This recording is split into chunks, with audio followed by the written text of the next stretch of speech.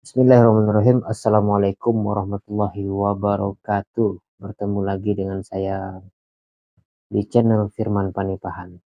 Kali ini saya ingin membahas satu tema yang menarik, yaitu tentang Ganjar efek, Ganjar Pranowo efek. Artinya ya, efek dari pencapresan Ganjar Pranowo setelah satu pekan dideklarasi sebagai calon presiden dari PDIP dengan simbolik Megawati yang memberikan peci hitam di kepala putih Ganjar Pranowo ternyata memiliki efek yang luar biasa. Tentunya pertama adalah efek terhadap koalisi kebangsaan yang dalam hal ini menjadi bingung dalam tanda petik gitu ya. Kenapa tidak? Karena memang sebagai koalisi besar yang dibentuk oleh Jokowi yang kemudian disebut sebagai tim Jokowi, kemudian Jokowi sendiri hadir di pencalonan Pranowo, gitu kan, Ganjar Pranowo di PDIP. Dia hadir di sana sebagai tokoh yang ikut mendeklarasikan.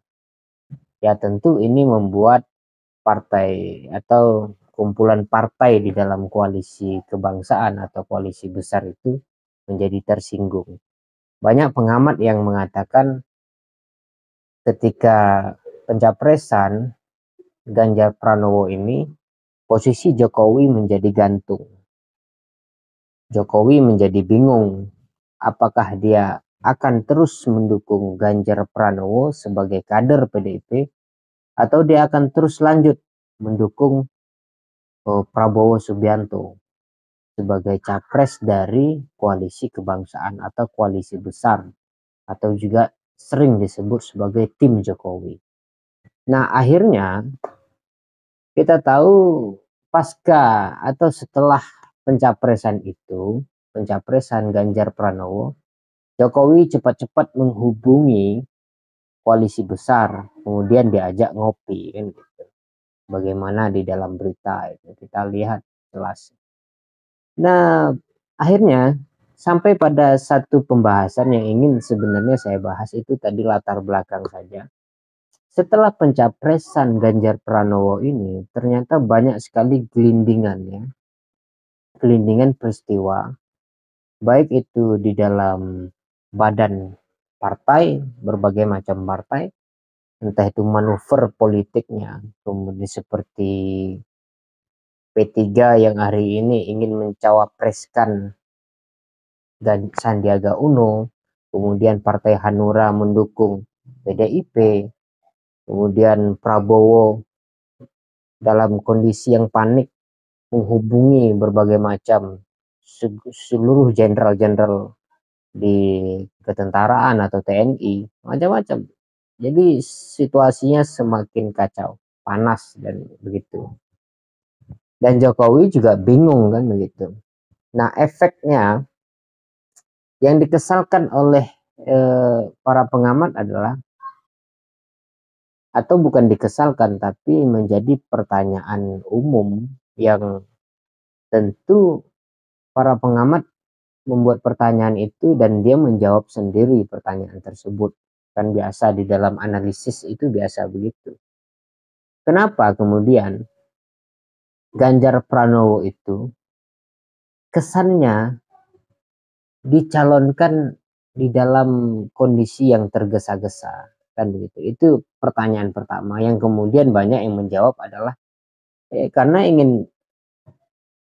ada hal-hal yang ingin dikejar, panik kan gitu, karena elektabilitas atau macam-macam ketidakstabilan di dalam koalisi dan seterusnya, atau mungkin PDIP juga dalam kondisi yang tidak baik-baik saja sehingga harus dimajukan Ganjar Pranowo secepatnya, sehingga dan waktunya itu juga menjadi pertanyaan para pengamat. Kenapa dipertanyakan? Ya kenapa satu hari sebelum Lebaran atau hari satu hari pertama Lebaran bagi Muhammadiyah tentunya kan gitu.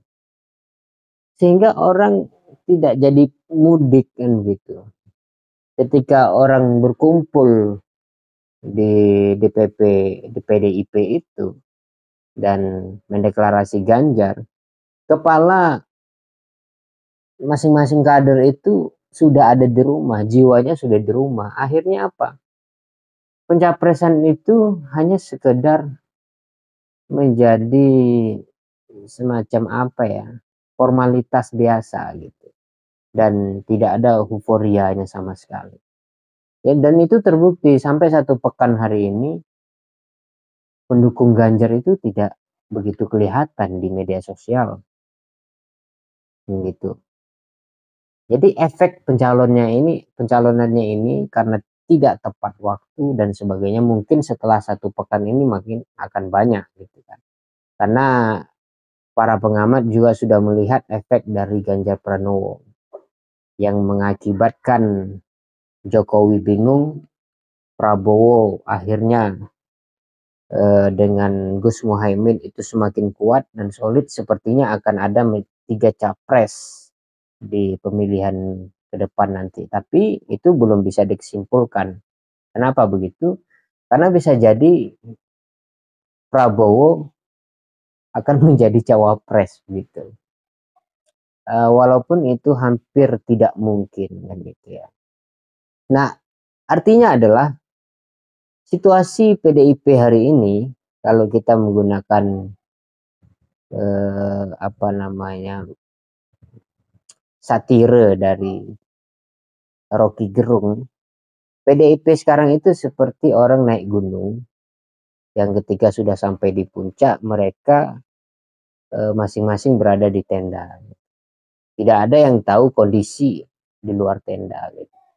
Kenapa begitu? Karena ketika naik gunung dan di dalam tenda itu ada kompor kecil yang menghangatkan tubuh dan tidak peduli di luar tenda itu seperti apa. Padahal di dalam politik setelah Ganjar Pranowo itu naik gunung dalam pengertian jadi capres, kondisi di luar tenda itu semakin luar biasa. Dan itu tidak dilihat sama sekali. Kita tidak tahu kapan kemudian Ganjar Pranowo keluar dari tenda dan melihat situasi politik yang semakin panas gitu ya. Ya kedepannya kita juga mungkin akan bertemu dengan Immanuel yang awalnya itu mendukung Ganjar Pranowo dan kemudian membubarkan diri, GP Mania itu membubarkan diri, kemudian GP Mania menjadi Prabowo Mania dan sepertinya juga akan bubar gitu setelah mengetahui Prabowo menjadi cawapres. Kira-kira itu ya, luar biasa Ganjar efek. Tapi bagi pendukung koalisi perubahan, situasi ini adalah situasi yang menguntungkan gitu ya. Karena bagaimanapun koalisi besar itu, koalisi kebangsaan itu selama ini hadir adalah untuk ya memang menjadi lawan koalisi perubahan. Tapi ternyata koalisi besar berhadapan dengan PDIP. Sementara koalisi perubahan masih tetap menjalankan misinya seperti biasa, melakukan safari politik dan jalan kemana-mana. Itu saja yang dapat saya sampaikan. Ganjar Pranowo efek luar biasa, tapi kita tetap harus waspada gitu. Dan di dalam politik tidak ada sahabat yang abadi dan lawan yang abadi. Yang ada hanyalah kepentingan yang abadi. Begitu saja. Terima kasih. Wassalamualaikum warahmatullahi wabarakatuh.